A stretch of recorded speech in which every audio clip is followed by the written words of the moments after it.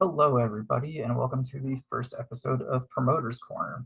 Now, in this episode, Steve and Eric from Warrior Wrestling are going to give us the history and do a watch along of the match between Will Ospreay, Blake Christian, and Trey Miguel, with Trey's Warrior Wrestling Championship on the line from Warrior Wrestling 17. Now, this is the first of a five-part series. We're going to go through five of their favorite matches in the history of Warrior. If you want to watch the video with the match in it, that is in the description below. And let's jump right into it.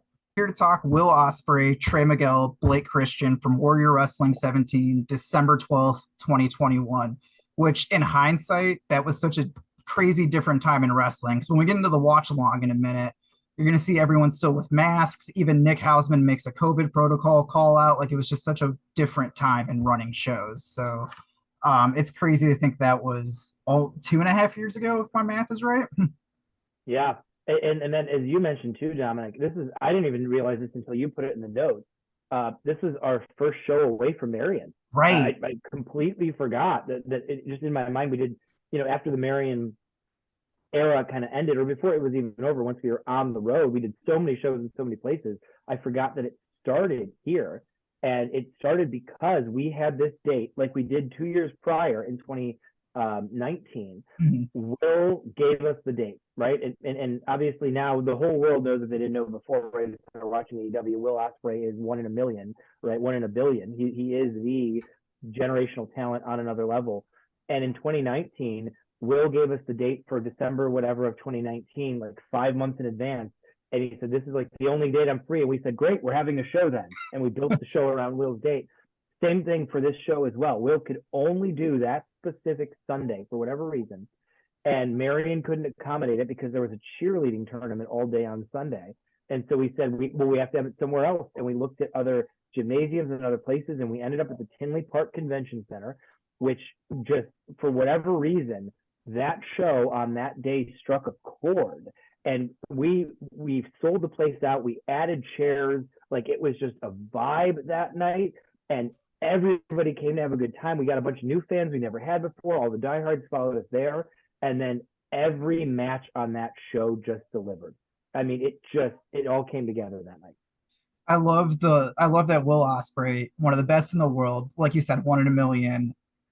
We had to step out of that venue for a cheerleading competition. That's just such a great backstory to what became such a historic matchup. So, and yeah, it was a great precursor to, because from here, the next show was at the start of 2022 in South Bend, and the first time that Warrior ran the Bendex. And, we have Steve, we have Eric. For you guys have been to every Warrior show. I've been to a good number of them. The Bendex is still one of my favorite places to see and experience a show. It's just such a cool atmosphere. And I think we're gonna get a little bit more into the Bendex on a later episode of this top five matches. But yeah, this was the first show outside of Marion and kind of kicked off that road trip 2022 era of Warriors. So what was that like for you guys, leaving the friendly confines of Marion Catholic High School and venturing out for the first time? I think it was one of those things that was inevitable. And so it wasn't really like difficult. If anything, it was actually kind of nice because as you know, when we're running at Marion, Steve was the principal there. He had so many hats to wear. Right. Like, he wasn't just the promoter, he wasn't just the booker, which two jobs in and of itself are incredibly demanding, especially on show day. He was also the facilities manager. He was also the boss of the facilities manager. Like, he had so many hats to wear, and there were so many different people on so many different walkie-talkies calling Steve for so many different reasons over the course of a show. So I don't want to speak for Steve, but just from what I observed, that show, there was kind of Steve kind of said there was kind of a vibe that was different about that show. I think that was part of it for us. Was there was an entire element of a Warrior show that got taken off of our plates. Mhm. And we were able to really focus 100% of our attention on the show, the details of the show, the execution of the show. And if I remember correctly, we had a couple travel issues. We had to call a couple audibles on that card. And I think part of the reason why we were lucky enough to pull off the show that we did was because we didn't have that other side, that venue, that operation side for the venue that we didn't have to think about or worry about. Somebody else was there to take care of that. So that was kind of freeing, honestly. Similar with the Bendex. Like, the people at the Bendex are fantastic. They're amazing. Awesome. And you met them. They're great. And it takes a load off of our mental checklists for a show, and during a show, and after a show, and before a show, that just allows us to really focus on what we're doing and why we're there rather than where we are. Yeah, I mean, ditto to all that. And I think you can absolutely speak for me because we share a brain, but also you're correct, right? Like it was a different vibe, right? We are guests somewhere else, and we're not in charge of cleaning up the party, so to speak, after it's over. And I think that was a huge difference. And just the atmosphere of that, being in that giant dark room with the late show, Gringo Loco and his team with the late show just absolutely killed it. And it just felt big. It felt like a big deal. And we'll get into this probably when we talk more about the match, but the match itself was big for several reasons.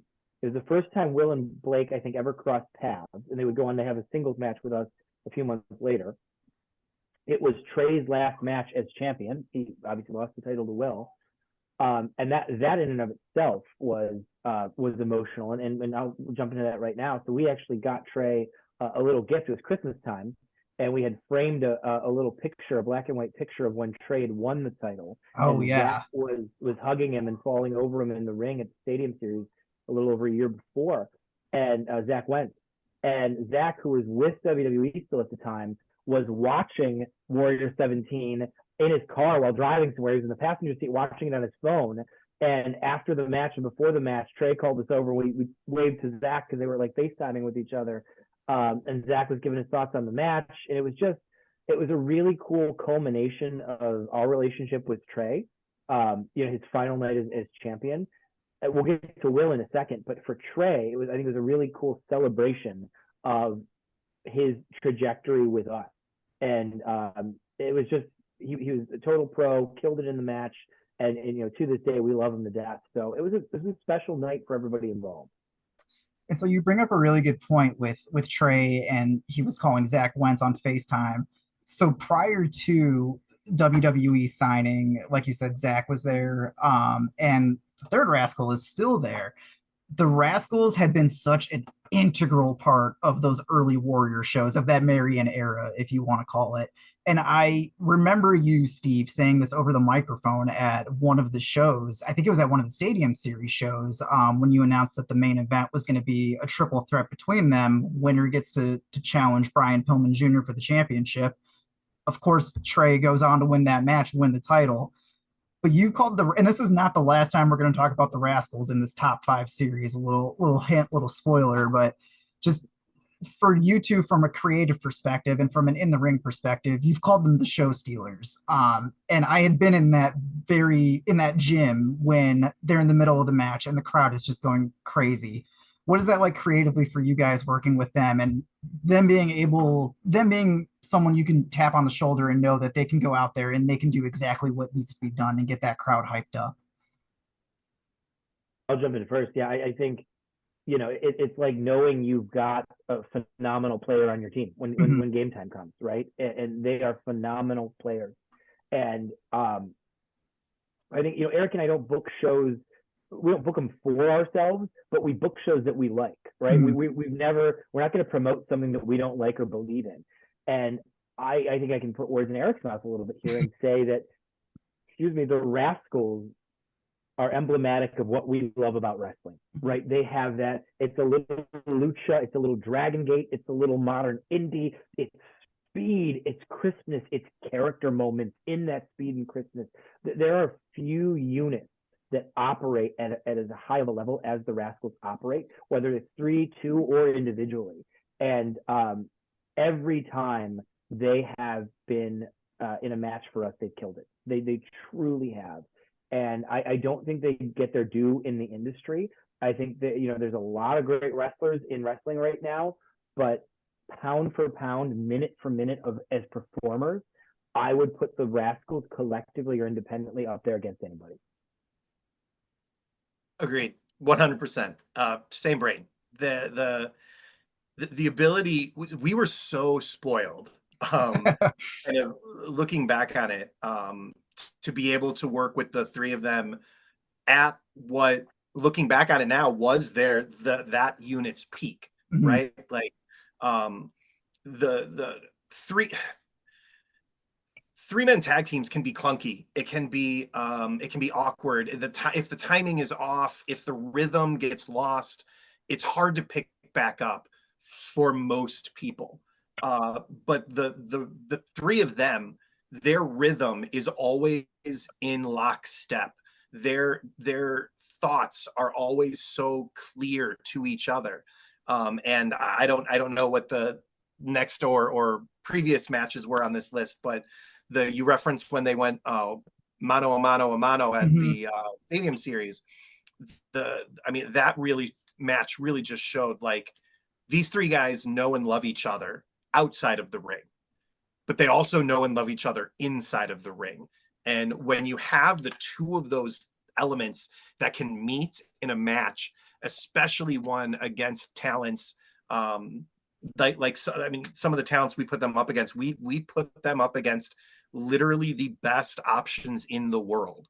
And every single time they stepped up to the plate, they crushed it. And we were spoiled to have that. We're just some, little Chicago, South suburban Chicago indie, but we had the best wrestlers in the world in our ring, and I love the Rascals. Yeah, you bring up a good point because they were at that point, Des, Trey, and Wentz, like you said, were kind of hitting their peak of exposure for the three of them because they were wrestling on Impact before they rebranded back to TNA almost weekly, and they were delivering those matches. And I mean, Eric, you brought back memories when you were talking of when it was the three of them against Brian Cage, when it was the three of them against the Strong Hearts, when it was the three of them against Chaos. And if you haven't seen those matches, jump on High Spots, jump on YouTube, jump on Fight. They are everywhere. They are phenomenal matches, and your jaw will be on the floor the whole time. So, you literally just named like 3 of my top 10 matches of all time. and what's the common denominator there? It's those three guys. So yeah, and we've got to real quick give the shout out to Brian Cage, because so many of the great talent that we've worked with over the years have been personal recommendations of other talent. And it's interesting because a lot of people reach out to us to get on Warrior shows over the years, but the talent that we use regularly, like our main event guys, rarely push their buddies or rarely suggest other people because they know they don't want to make a bad suggestion, right? And they don't want to name on it unless they can vouch for somebody.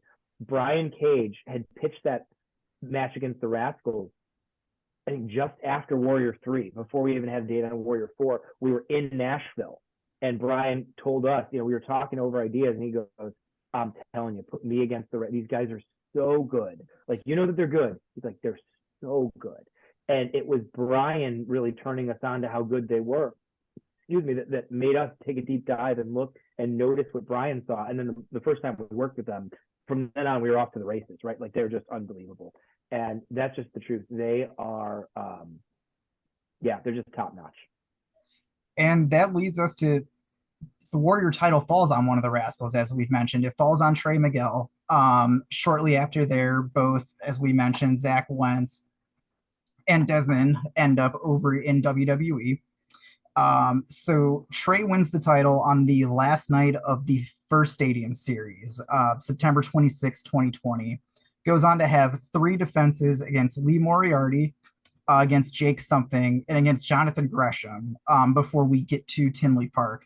So let's talk a little bit about the decision, Trey winning that title, and how that culminated. And Steve, you mentioned the photo earlier, of them hugging it out in the ring, and it's one of my favorite photos that Warriors taking because you just see the emotion in their faces. So what was that like for you guys creatively, seeing that moment, that culmination of all of his hard work and all of the unit's hard work?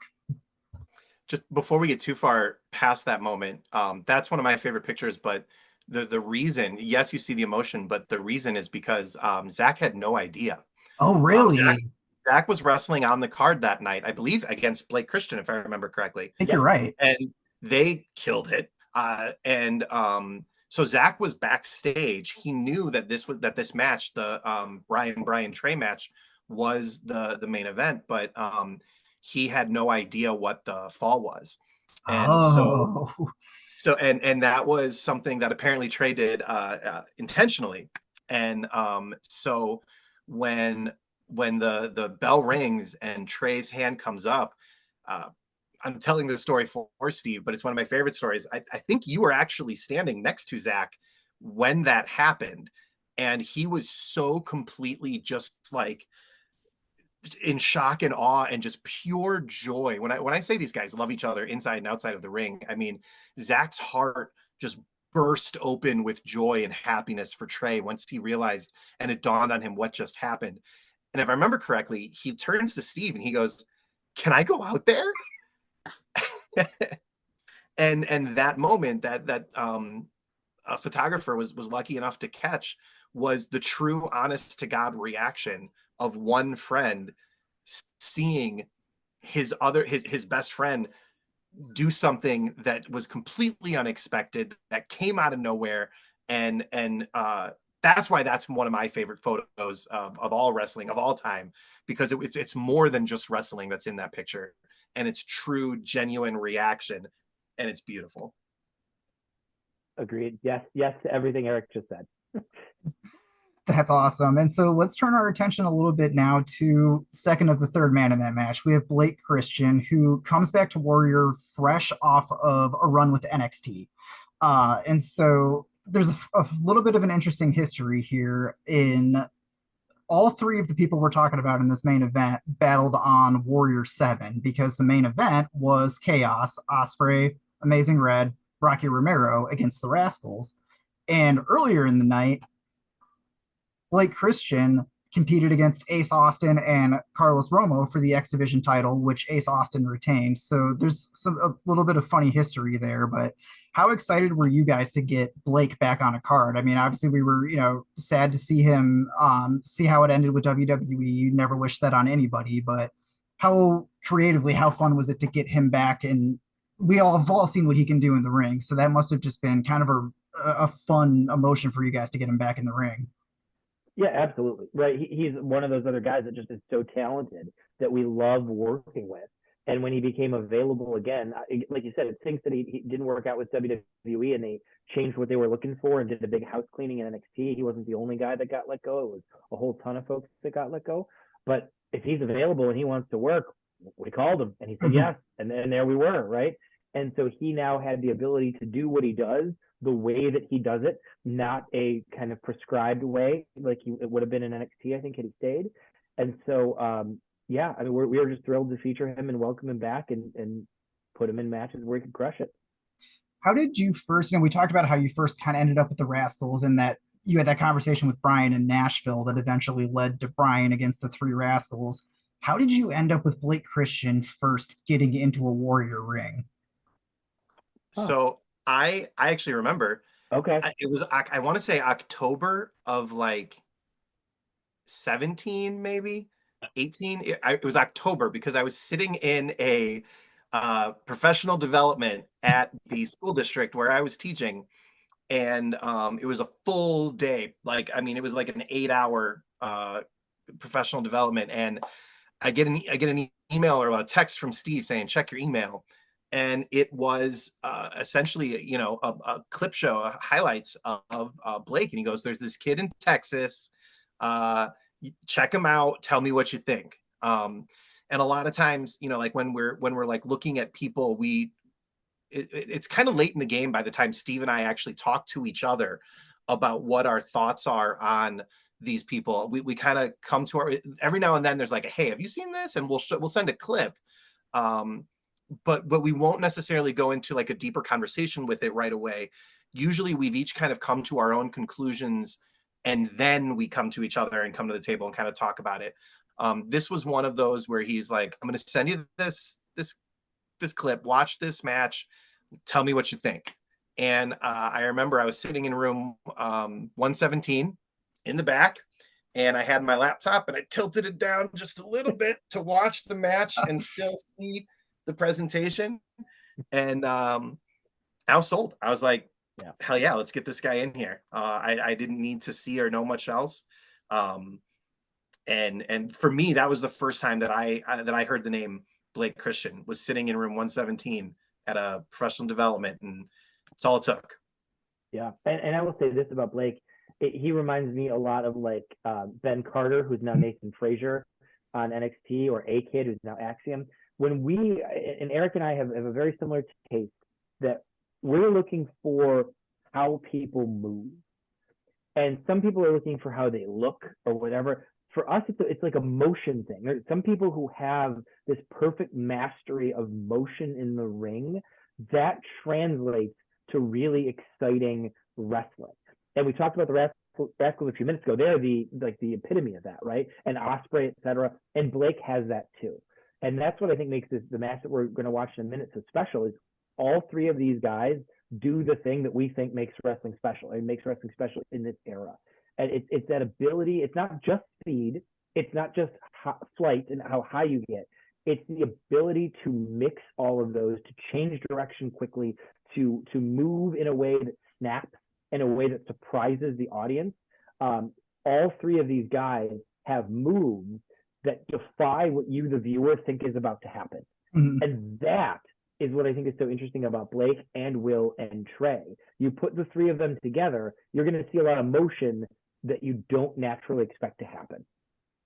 Yeah, some guys in the wrestling ring, some guys look like they're moving through mud. Some guys look like they're moving through air, but then every now and then you get the ones that look like they're moving through water. I mean, it's so crisp and smooth and clean, and the speed with which they're able to move so smoothly.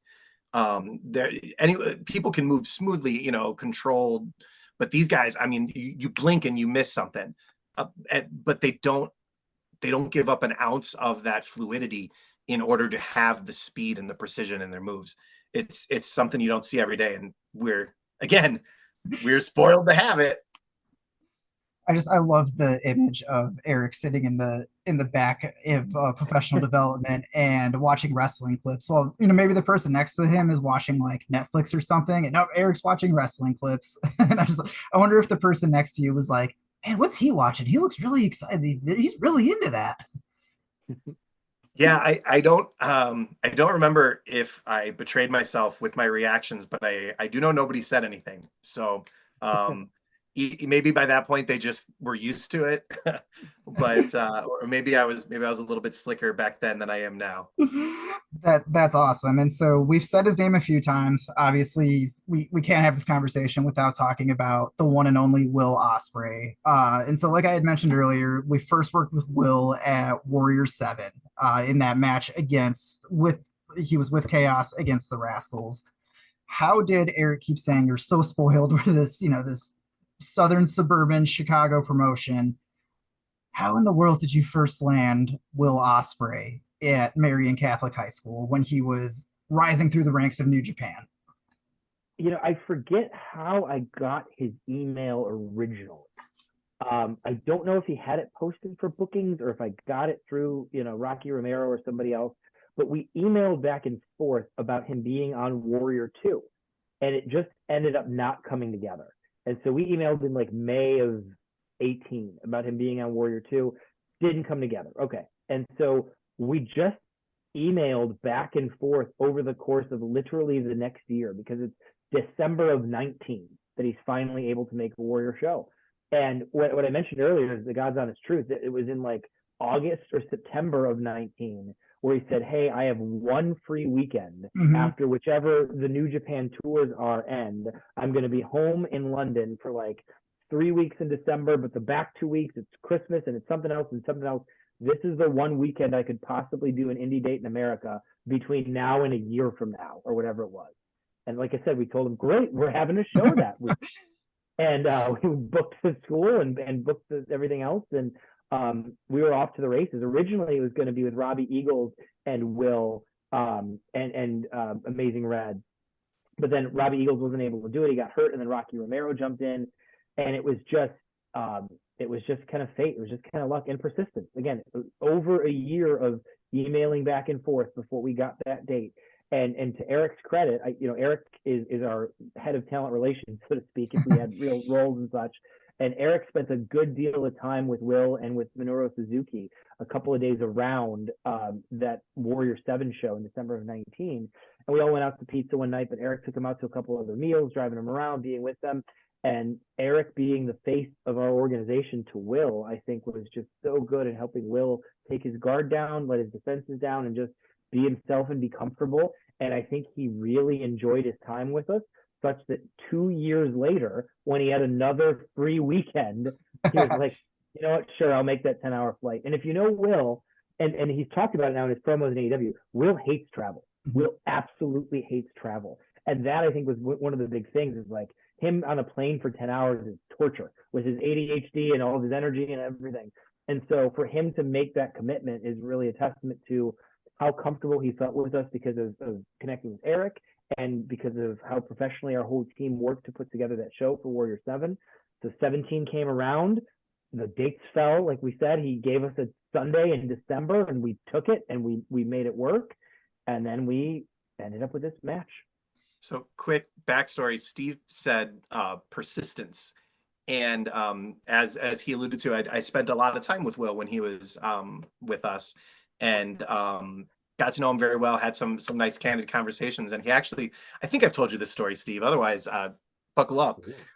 When we were first reaching out before he came for the Chaos match, like he said, that year where we were just back and forth, oh, this won't work, oh, this won't, oh, no, sorry, mate. And he actually told me he was sitting in a car next to Robbie when he got the email from Steve, and he pulled it up and saw it on his phone. And he basically felt so bad for us that we just keep offering. Like, we weren't like annoying, like it wasn't, we weren't emailing him every week or even every month or anything like that. No. But like, it was just enough that it was like, oh, it's those guys from America. Oh, I feel bad saying no so many times. And he actually leans over to Robbie, and he's like, you want to do this show in America with me?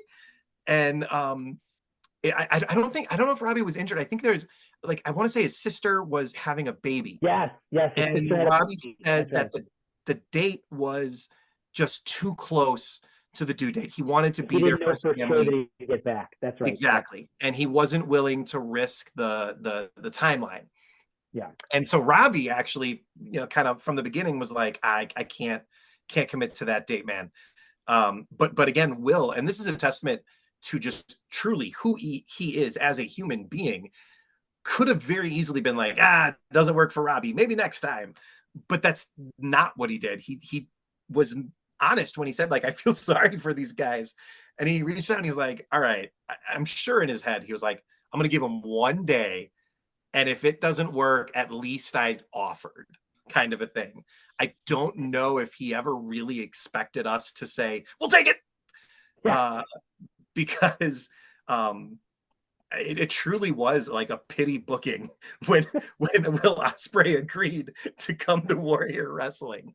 And it's funny how it starts like that, just that email that every so not long just pops back up and just, hey, checking in, love to have you, seeing how you're doing, hope all is well. And just kind of keeping that persistence and that line of communication open.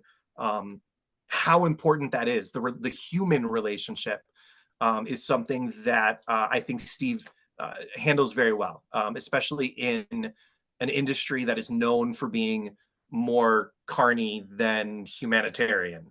And I think that the people who work with us and who continue to work with us, I think that's something they appreciate about us. But that is a prime example of why persistence pays. And look at what happened, just because if Steve didn't send that one last email when Will happened to be sitting next to Robbie and feel so bad about it and decide, yeah, let me just throw one date out there, none of the rest of this happens.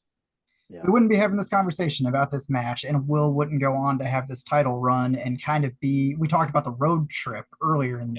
Yeah, he wouldn't be on AEW, and he wouldn't be a megastar, and The match with so much Okada at the dominoes, Tokyo Dome butterfly never effect. happens. Oh, that's great. But yeah, it's funny how right place, right time. The worlds collided. It all came together, and now we're going to talk about this awesome match. So Let's do it. let me pull this up. I'm gonna duck out before the match starts. I got to go put a little one to bed. I just wanted to come out and hang out with you guys, but I know that if the bell rings and I'm still here, I will miss bedtime. So before you start that, I just wanted to say, have a great night, everybody. I'm gonna go put my little ones to bed, and you guys are in store for a great match. Awesome. Well, thanks for joining us, Eric. And so, Steve, are you able to see the YouTube match? I sure can. Yep. Perfect. If you can, that means everybody else can. If you're going to watch along with us, 4525 at the link in the description is where you're going to want to start. And with that, we'll go ahead and roll it. I'm going to get the volume up just a little. And so a couple of quick call outs as we roll into introductions here. So we've got Nick Hausman and Rich Buchini on commentary. Love both of those guys. Nick, if you're watching, thank you for having the conversation with me that led to this website, that led to this podcast. I appreciate everything you've done.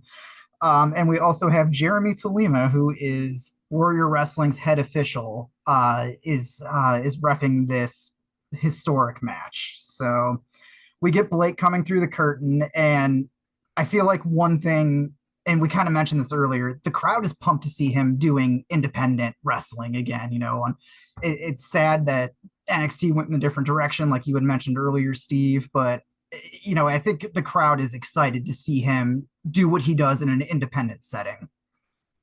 Yeah, agreed. It's him being able to let loose and prove something, right? Anytime you let go from a position or get cut and around a cut, you feel like you've got something to prove, and he came out with something to prove. And he definitely, in this match, I mean, and we'll get into Eric talked all about, and you did earlier, all about body control and how movement, and this is just a testament to that, what these three guys do over about 15 minutes in this match. And so we have Kirby as our ring announcer. Best wishes to him as he goes through some recovery. We wish him all the best, and we can't wait to see him doing what he does best again. And so, Steve, you kind of mentioned this earlier, convention center, but such just a cool setting, like for a complete change of pace from Marion.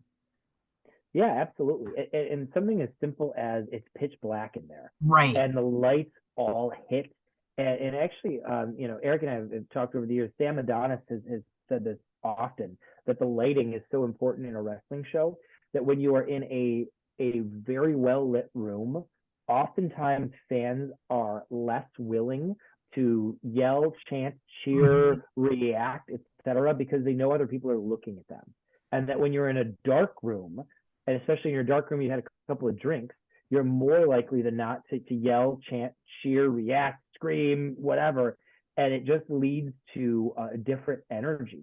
And so when you're in a pitch black room that is chock full of 600 plus people, or whatever the number was that we packed in there and sold the place out, it just creates an incredible electricity. And that's what you could feel. This show, you could feel when you were there. There was just something in the air, and there was something going on that just felt cool. Right on. And I love Will coming to the ring. He is draped in gold underneath that robe. I mean, he is walking out there with Rev Pro gold, with the New Japan gold. He's kind of culminating that feud with Okada that happens at Wrestle Kingdom under a month later. It's just such a cool spectacle. And as we know, he's going to add a third belt around his waist by the time the final bell rings. Yeah, there's a great photo of him laying on the floor, and one of the photographers stood on a chair and took it, and he looks like Rose from Titanic, where he looks like he's naked and he's just covered in belts. And I think he even put it on Twitter that night and said, paint me like one of your French girls. He did. He's covered in belts, and it's a great shot from after this show. And so now Trey is going to make his entrance. And we talked a little bit earlier. This was, Trey stayed in Impact while the other two rascals headed to WWE. I feel like Warrior putting the singles title on him was almost kind of a precursor to, he had done singles action in the past, but he'd been known as a rascal, known as a trios tag wrestler. So it was cool to see him step into this singles element and just do it so well. Yeah, absolutely. And it's interesting because when they were a trio, we obviously booked them a lot against other 6-man groups or 3-man groups. But in a lot of places, they didn't have trios for them to face. So often Trey was the singles wrestler, and Zach and Dez they were originally Scarlet and Graves years ago as a tag team. Right. So often they were the tag team, and Trey was the singles wrestler. And so here he is now that they've gone off to be a tag team in WWE.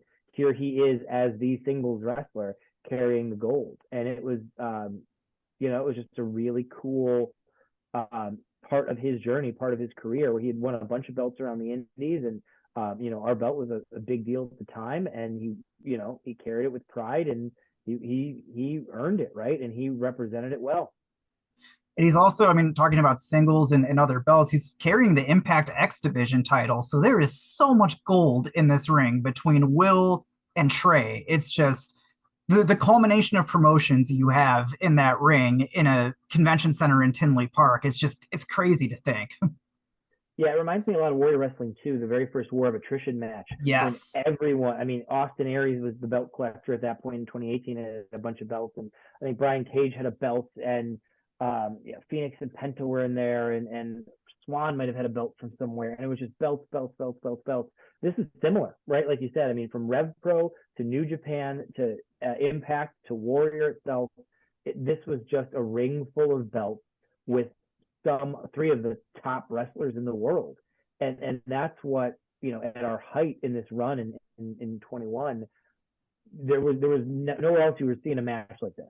Truly, even in the big companies, you weren't seeing these crossovers of stars from totally different companies being together, having a dream match like this. A dream match is a good way to put it, and it was one of those, is this really happening? And I think, we hear the crowd getting loud right now as Kirby's going through these introductions. And I feel like throughout this match, the crowd is red hot, but I think there's also a little bit of almost stunned silence of, are we really seeing these three guys do this in front of us live? Yeah. Oh, absolutely. There was this sense of disbelief. Like I said, there were a lot of new fans of the show who hadn't been to our previous shows. And there was this sense of disbelief, like, I bought a ticket to see Will Ospreay, but am I really going to see Will Ospreay? And then it's like, oh, there he is, and it was just, this had the big fight feel. And that is something that it's really difficult to engineer. It has to be the right talent at the right time with all of the right things coming together. And this has a big fight feel. And big fight feel, there's just no one quite like Kirby to do a big fight feel introduction. He just sets that tone so well before the bell even rings. Oh, yeah. Well, Kirby's voice could fill a stadium. Right. Oh, my God, yes. and that idea of just the booming gravity of what he brings to a match. And there's a lot of great ring announcers out there. And I think they each have their own niche or their own style or what makes them special. For Kirby, it is just the power. Yes. You have this, it's like a trumpet through a megaphone through an amplifier of just telling you, hey, something badass is about to happen. And something badass is about to happen as Jeremy holds up Warrior's big gold belt, hands it outside of the ring, checks with all of the competitors, and before we know it, he's going to call for the bell. And here we go. We are on to this legendary match. I think this is how a lot of people expected it. It's these guys, just speed and agility is the name of the game, but they're also kind of feeling each other out. Yeah, absolutely. And like we mentioned before, Will and Blake had never touched. Right. This was one of those interactions that a lot of people were jazzed to see. And so you see Will takes Trey out of the match immediately, and we just get this moment. And Will just said it to him. I don't know if you caught it. I said, I've been waiting for you. Yes. He said to Blake. And, this would lead to a title defense in April the following year, 5 months later, in South Bend, where Blake earns the opportunity to face Will one-on-one, and they just have an epic confrontation. But that moment where Blake and Will face off, fans had been wanting that for a very long time, and they got it right there to start the match. Right. Yeah, exactly. And there's that familiarity with Trey and Will, like we had mentioned a couple of times, that 6-man match they had. But in a Warrior ring, this is the first time they're going one on one. And here we have kind of this eye to eye, all three guys. They all know that they can fly and they all know each other can fly. And it's a who's going to flinch first. Yeah. And you hear the crowd, Yeah, all you got these to stick guys, hand they're up. just Oh, ready. they're just thrilled, right? Again, they are just thrilled because it's incredible action, and again, I'll never forget. Somebody wrote an article. This is 2015, maybe early 16, at the height of Hamilton, and it Hmm. was about. They wrote an article where it was a guy who brought his daughter to see Hamilton, and they got into the theater, and Hamilton was the biggest thing on the planet. And they sat down and they were just looking around the theater with everyone around them, and they had conversations with the folks around them, like, we're here, like it's happening. And like it just felt like we knew we had the ticket, we knew we were coming tonight, but we actually walked in and breathed the air and we sat there. A match like this for a diehard wrestling fan is similar, right? Again, you knew what match you were coming to see, you knew they were there, but the bell rings and you're seeing it, you're there, like it's happening, and you just, you're giddy. It's really impactful when wrestling can create moments like that. And so we see for a second there, we kind of just have Trey and Blake, but now Will is quickly back into the match, and this spills outside. And then this just ridiculous athleticism and agility that we're about to see with this barricade. Yeah, it's just incredible. And that's not the last time we're going to see some crazy athleticism with these three guys, but this right here, I mean, Eric talked earlier about the body control, the movement. It's so precise what these guys are doing. Yeah, yeah. Again, there are very few people. I mean, look, that moonsault right there is so tight. Like, Will is so close to the ring. Hmm. Blake gets up very high and turns very crisply and hits it perfectly. A lot of folks can do a big moonsault where they jump back and flip backwards. Very few people can do it in such a tight space and they hit so accurately. And it just shows you the body control the guys have. And like you had said earlier, it's the first time they touch. They don't have that, I'm sure they can watch tape on each other, but it's a whole different ball game when you're actually in or outside of the ring with each other. Yeah, absolutely. And that you just have to be incredibly good and incredibly talented and experienced with what you do. I mean, you just have to be great. That's it.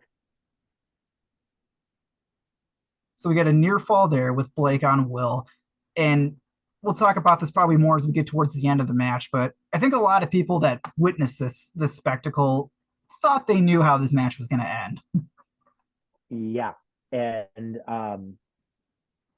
it's not what they expected. And honestly, without giving away too much inside baseball, it's not what we expected either. That it changed throughout in the lead up to the match, and it became something very special. We never thought that we would have had the opportunity for Will to be with the Warrior Wrestling Champion, and then just from a schedule standpoint, everything Eric and I talked about earlier, right? To get Will to be able to do a show from a scheduling standpoint, how are you going to have him be your champion and come back and back and back? And I think, over the course of putting this show together, we talked about that possibility, and Rocky Romero was there. Rocky does all the scheduling for the New Japan guys, and Rocky and Will and us were talking, and we looked at the schedule, and it was like, we already had the South Bend dates, and Will wasn't on that show yet. And we kind of talked it through, and Will was like, I can actually do South Bend if you want me in South Bend. And we're like, yeah. And then we looked ahead to, we were doing Cicero Stadium, we were doing Indianapolis, we were doing St. Louis, we were going to come back to South Bend again in April, and we were doing Grand Rapids in June. And Will just kind of looked through, and he's like, I can do that one and that one and that one and that one. And we're like, would you want to? And he's like, yeah, hell yeah, let's do it. And so all of a sudden it went from something we wouldn't have even thought of to the night of, oh wow, are we doing this, right? Are we pulling the trigger and we're going to do this run? And so we knew from this night where it would end. We knew where, how it would end and where it would go, and not the exact match and the dynamics of those things kind of change as stuff happens. But we knew the length of the run, and we knew what it would be, and it was all born in the middle of this show. Actually, it was like, if the show was 7 to 10 or 10:30, it was 8:30 in the middle of the show that we're like, are we doing it? Let's do it. And we laid out the next 6 months of what Warrior Wrestling was going to be, with Will Ospreay carrying the banner. Just to call it back before we get back more on the match, but like Eric said earlier, being outside of a venue freed up the facilities management and some of the people management part of it. So you and Eric were able to put your heads together and have that conversation because, and I mean, there's still a million things going on, but there was five less things going on to clear some room for a very important conversation. Yeah, yeah, it was the locker room is always an interesting place, and it was a very interesting set of conversations that happened, like we mentioned earlier, in talking to Zach on FaceTime and some of the gifts we got some of the guys for Christmas, and in many ways, this was one of the you go through different peaks and valleys in the life of a promotion or life of any creative endeavor, and this was absolutely a peak for us. I mean, this show was just everything we would have dreamt it would be. So now we've got it back to Ospreay and Blake. And again, this is it's a triple threat, but this is a one-on-one matchup that fans wanted to see. And now they're getting to it's slowing down a little bit, but it's incredibly physical. I mean, Blake's chest is turning red from these knife edge chops Ospreay's delivering. Yeah, I mean the match is fantastic. I mean, it's just truly, truly fantastic. And obviously not tooting our own horn, but we just put the guys together, right? Mm-hmm. We set the table and the chefs cooked the beautiful food, and we set the table and they were all on that night. Another kind of near fall. And at this point, Trey, and we all know the rules of a triple threat, champion doesn't have to be pinned. He's outside of the ring at this point, and Will is just physically striking and wearing down Blake. Yeah, I mean this is a more reminiscent of the Will we've seen, and actually he kind of grew into this Will during the Yes. pandemic. So if you look at Will's career, you have what I would call the spectacular period of Will's career, where he was doing like death-defying things and things that physically other people could never dream of doing. And then he morphed into what I would call the championship period of his career, where he added some weight, he moved up to heavyweight in New Japan, and he just started becoming much more physical and more dominant and figuring out the presence game of wrestling even greater, even better. And so I often in conversation, I will liken Will Ospreay to Michael Jordan because I think he is the Michael Jordan of professional wrestling.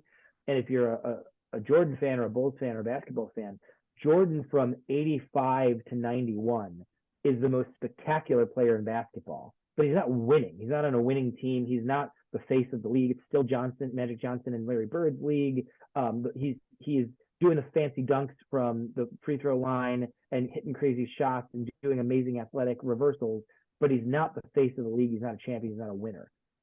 Then Jordan becomes a winner in the 90s, and he becomes the main event guy where no one can touch him, no one can beat him. And I think Will Ospreay's career has in many ways mimicked Michael Jordan's career. His first 5 or 6 years, he was fantastic. He was physically better than anybody else, doing stuff nobody else could do, but he wasn't the face of the industry. He didn't have the presence and the gravitas. He was not the main character of wrestling. And starting in the pandemic, we enter into a time where Will Ospreay is morphed into the main character of wrestling. And it's been really cool to see. And a great move right there from Blake, again, showing that body control we talked about earlier. Yeah, speaking of things that nobody can do, and he does that move frequently, but every time he does that over the top rope 180 into a DDT, and he did it on two guys here, it's just it blows my mind. The body control is just unreal. And he immediately follows it up with this moonsault. And the precision, I mean, hits Will dead center of the ring. I mean, just the precision is unreal. Yeah, it's incredible. And that's why a lot of people saw him, in that era as the successor to Will Ospreay, and were clamoring for these two to be in a match together because they saw the great physicality for both of them, and people dreamt of what they could do together, and here it is. You talked a lot about Will's changes, and okay, so this Warrior 17, we first had him at Warrior 7. You see the change for if you watch that match from 7 to what's going on now, you see that change you just mentioned of the physicality, moving up to heavyweight. It all happened in the 2 year span between the times he was at Warrior. Yeah. Well, and honestly, I think he was the wrestler of the year in 2019. I don't know if he won it in the Observer newsletter, but I think he was. His body of work in 19 was untouchable, and I think it was capped off. His last match of 19 was that Chaos Rascals match that we'll talk about later on. And so he just had this incredible year. In 19, he was the best in the world at a certain style. And then he realized he had to adapt and morph that style to move up a level, literally in the Japanese weight system, but also in people's minds and in where his place was in wrestling. And then he did. He just moved up to another level and became look at Trey's quickness. That's the motion Jeez. stuff we talked about earlier, right? Like you don't expect him to get out of that trap. You don't expect that back kick. It's just really cool stuff. But anyway, so Will moved up to that level, and now, I mean, in 2024, which is crazy to think about, Yes. he's untouchable. Like there's just no one near him for making things matter and making things excellent. And we're about to see a big physical move here. We got all three guys heading up to the top. And with these three guys, anything can happen from the top turnbuckle.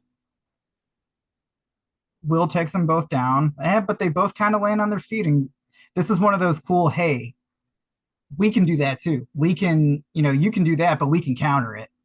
Yep. And Will had famously done that against Ibushi, and the guys, a very similar counter, and the guys just used it against him. I mean, just brilliant professional wrestling. Look at the counters. Look at the knee strikes. I mean, oh man, the speed, the precision. precision.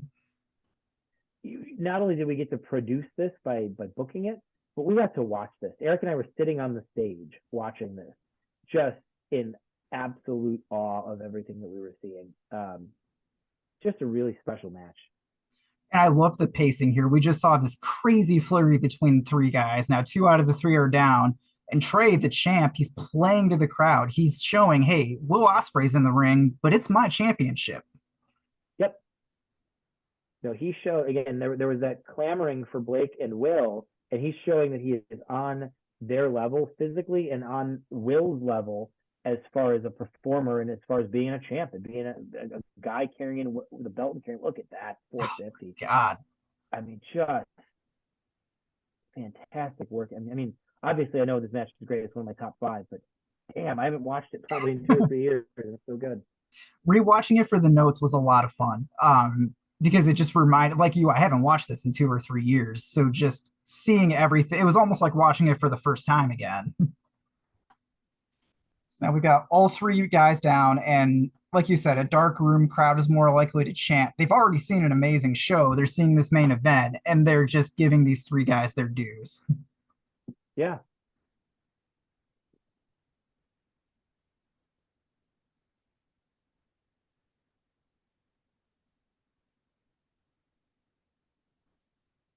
And now, so we saw some high flying, some speed. Now we're just back to brutal striking and trying to wear down the opponent.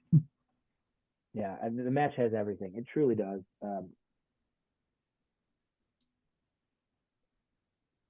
I love that Rich just mentioned Casey Navarro. There's some foreshadowing there with the medallion.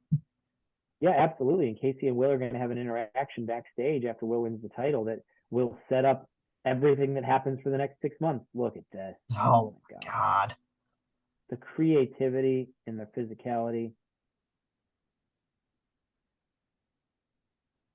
And you kind of forget about Ospreay there for a second. You're focusing on the two guys in the corner up on the ropes, and then out of nowhere, they're both down because Ospreay does a ridiculous move. Yeah. It's just, it is, Will sees the canvas as a space to make art in wrestling. And, you think about it again, he flew from London for this show, and he could phone it in and hit a couple of his big spots, and that's it. And instead, he helped orchestrate this unbelievable match. We see him tease the hidden blade there, which at this point is still a relatively new move for him. It's, again, that transition from a lot of the, being predominantly heavily flying to a little bit more physical, a little more heavyweight style. Yeah. And it just the hidden blade just looks so devastating every time it's hit. And Blake is going to try to hit him with his own move. Oh, man. Oh, man. A flipping DDT. What a cool move. You got to roll up.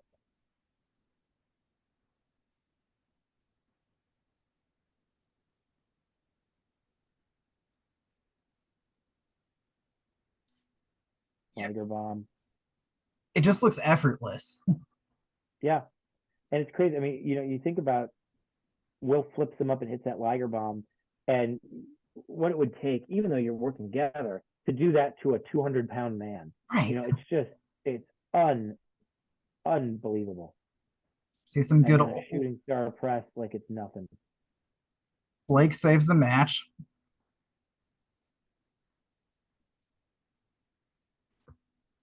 And now we're kind of starting to head towards, we got a few minutes left. We're headed towards that final gear, that final push. And we've seen all three almost take the title. There's been near falls, there's been breakups, and now here we are, Will and Blake again. Will wanted it, he's got it.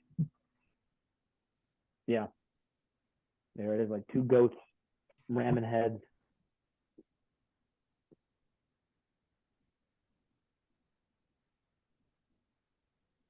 But don't count out Trey. He may be on the mat right now, but he won't be for long.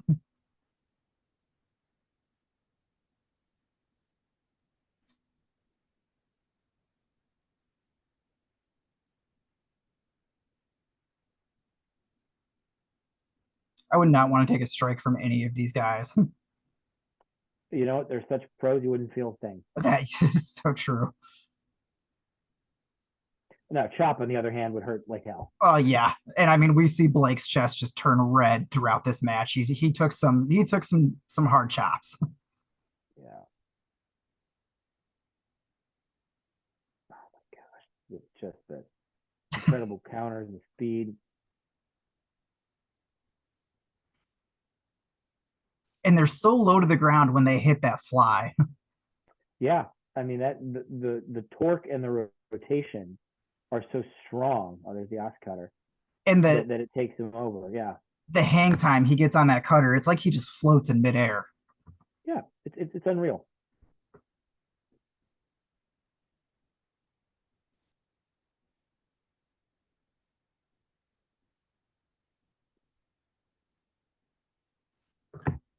So now we're kind of headed towards, you'll see they're going to work their way over to kind of to the corner here. And this is kind of the start of the end. And one thing I want to call out now before we get to it is the stunned silence that you're going to hear when Jeremy's hand hits the mat for the third time. I will tell you, yeah, I'll tell you a story. Well, I'll jump into it now. So obviously Will's going to win. It ends and the bells rang and his music starts to play, and Kirby, the ring announcer, is next to Eric and I, and he's aghast, and he looks at us like, is this do I say it? And I just nodded to him, and Kirby was like, you're a winner. Because no one knew the finish. I mean, the only people who knew the finish was guys in the ring, me, Eric, and Rocky Romero. It wasn't obviously the referee. And here's the guys in the ring, me, Eric, and Rocky Romero. That's it. That's the only people in the world who knew the finish. And now this looks like it's going to be it. And then out of nowhere, the hidden blade. Yeah.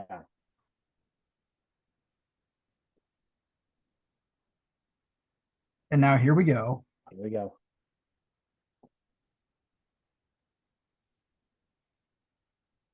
And that pause before Kirby kicks in is because Kirby looked at us and is like, what?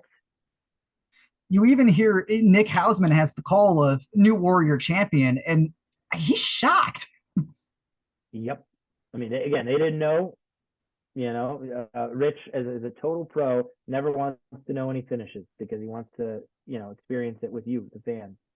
Thank you so much to Steve and Eric for taking the time to give us a little backstory and watch that match along with us. Like I said in the beginning, there's going to be 4 more parts to this series, so make sure to subscribe and stay tuned. Let us know what you thought of the match and what future matches or promotions you want to see in this series in the comments below.